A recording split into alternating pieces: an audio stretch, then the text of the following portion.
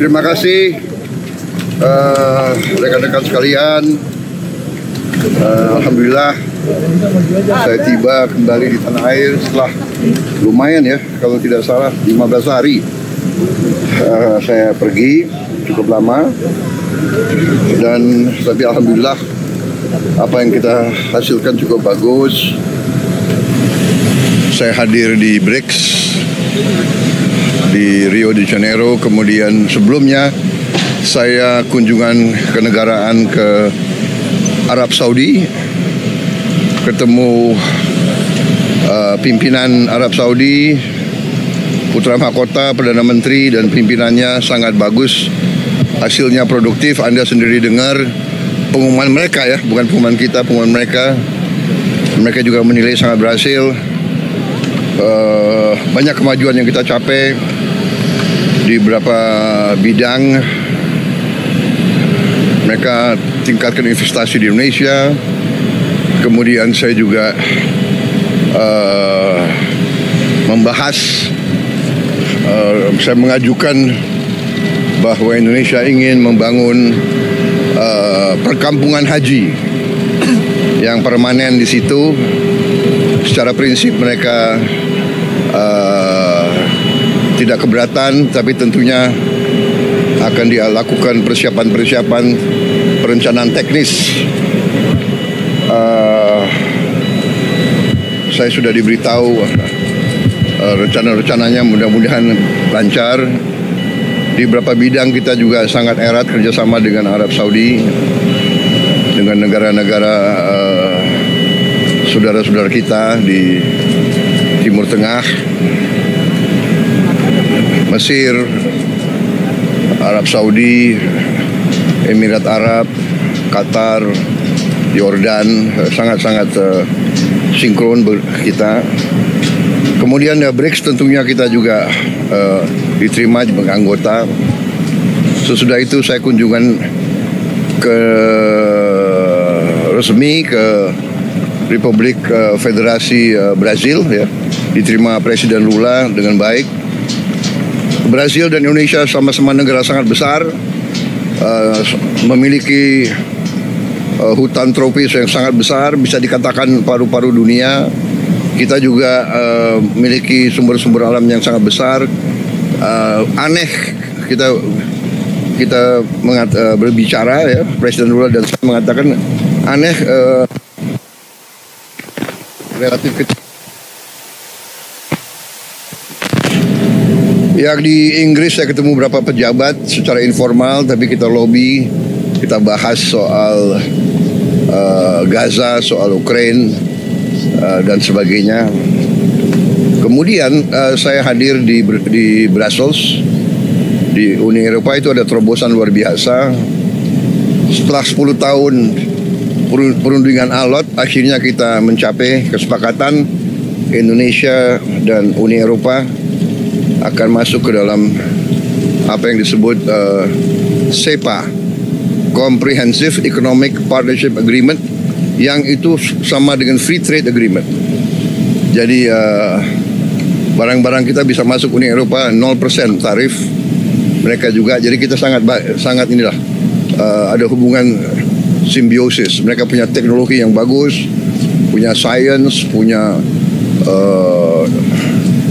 dana keuangan, kita punya mineral, kita punya komoditas, kita punya pasar. Jadi ini simbiosis. Habis itu saya ke Prancis.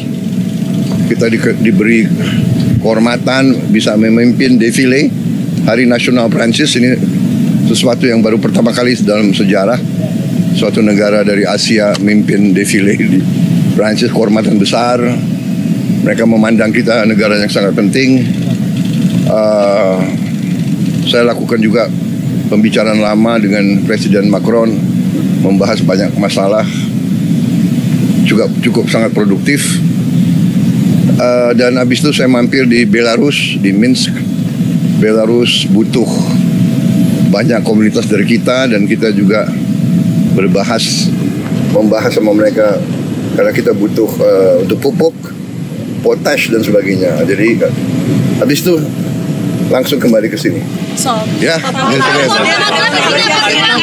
oh ya, saya bicara dengan Presiden Donald Trump. Ya, alhamdulillah juga penuh dengan alot. Akhirnya ada kesepakatan, kita juga akan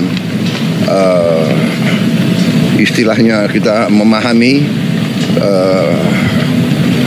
kepentingan mereka memahami kepentingan kita, dan kita sepakati sekarang kalau nggak salah ya tarifnya dari 32 diturunkan jadi 19.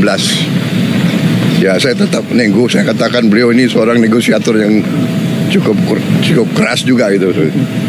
Ya, saya kira itu dari saya. Apakah Indonesia melihat itu secara Pak? Pak, respon 19% bagaimana Pak bagi pemerintah Pak? Kenapa? Boeing gitu-gitu kalau Presiden Trump bilang. Iya, memang kita kan perlu untuk membesarkan Garuda. Ya, Garuda adalah kebanggaan kita. Garuda adalah flag carrier nasional. Garuda lahir dalam perang kemerdekaan kita. Jadi Garuda harus menjadi lambang Indonesia. Kita bertekad, saya bertekad untuk membesarkan Garuda, dan untuk itu ya kita butuh pesawat-pesawat baru ya, dan saya kira nggak ada masalah karena kita butuh. Mereka ingin jual pesawat Boeing juga cukup bagus. Kita juga tetap dari Airbus ya.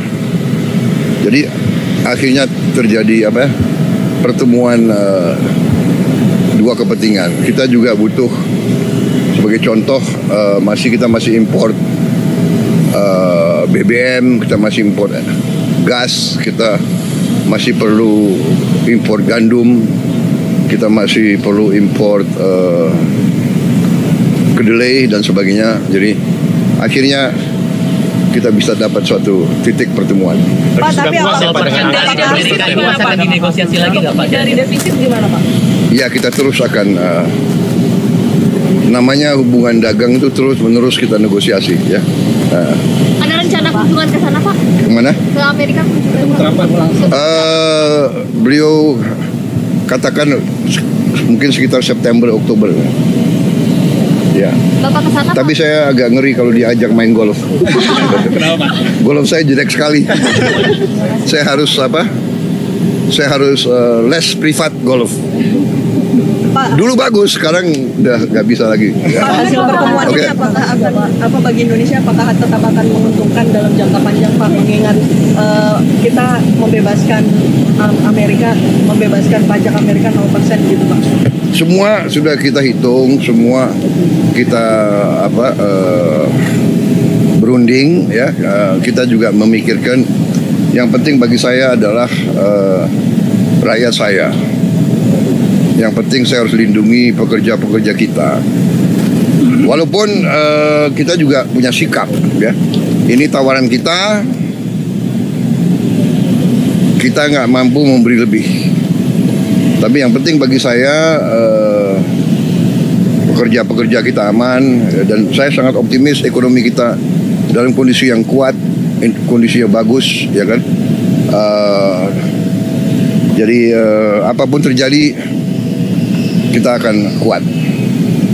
Terima kasih. Ini pemerintah Kenapa? Puas pada dengan angka 19% atau akan dinegosiasi? Ya kalau puas ya 0%. Oke.